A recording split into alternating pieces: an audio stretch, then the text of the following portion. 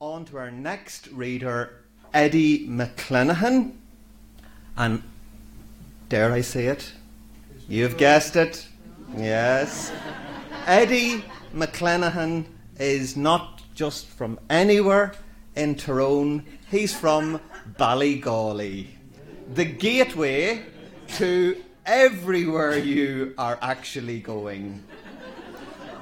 Writing business content and tedious administration is how he pays his bills, but it's in the realms of fiction and poetry where his true passion finds sanctuary.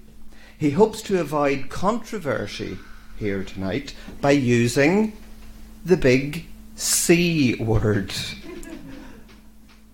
and hopes that it's not too soon and that you'll forgive him for saying it. Yes, it's Christmas, because he is indeed reading for us tonight The Night Before Christmas Was Cool. Eddie McClenaghan.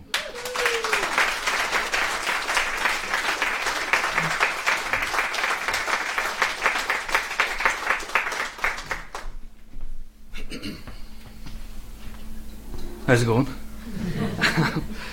I'm a bit comforted by seeing Santa here as well in the audience. Makes me feel a wee bit better. Okay, the night before Christmas was cool. 'Twas the night before Christmas, when all through the hamlet festive movies were streaming on TVs and tablets. The gleam of the houses decorated with lights signalled to Santa to stop here on his flight. The Wi-Fi was off and the children in bed, dreaming of presents and turkey they'd be fed. I turned on the heating to warm up the house at the request of my shivering spouse. At the front of the house I heard a buzz and a whirring. I peered through the blinds to see what was occurring. A swarm of green and red drones were hovering around, with one in my garden that must have crashed down. A slim-figured man with a well-groomed white beard, wearing red skinny jeans and woolly red hat appeared. He was making a call and his patience looked short. I heard on his loudspeaker, "This is Elf Desk Support." The grounded drone missed the latest update for added components to carry more weight. Santa took out his tablet and logged on to Elf Desk and followed instructions for a Santa drone health check. Tap dashboard, tap answers, and type in my question.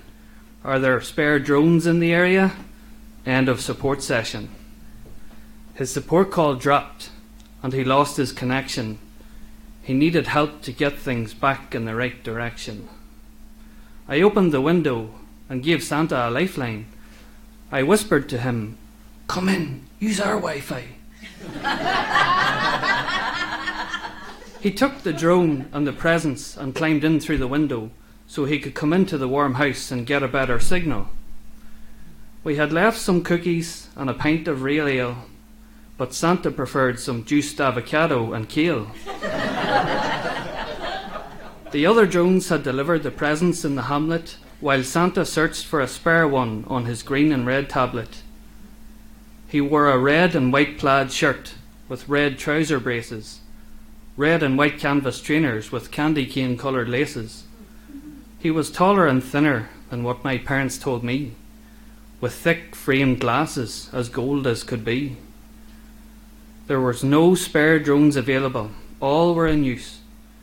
He scratched his beard in thought as he finished his juice. I had an idea that just popped in my head. Then I invited Santa out to my garden shed. My remote control helicopter had seen better days, though shining in the moonlight was the black propeller blade. It was a little too small to fit on the drone, so we continued our search with the torch on my phone. I spotted something that might fit the bill. I wondered, could it? And Santa said, "It will." An old white desk fan with large blades and a motor, plenty of power and a makeshift rotor. Me and Santa worked at fixing the drone, getting it ready for the next drop zone. It was a bit odd looking, but it was up in the air and could carry the weight of a garden deck chair. Santa was grateful for the help he received, a magical fellow, you better believe. He placed our presents all under the tree, beautifully wrapped for my family and me. He hopped back in his sleigh, clicking his fingers at the drones. They whirred into action for another present drop zone. I heard him call out as he flew to great height, "May your Christmas be merry, be cool and be white." Thanks.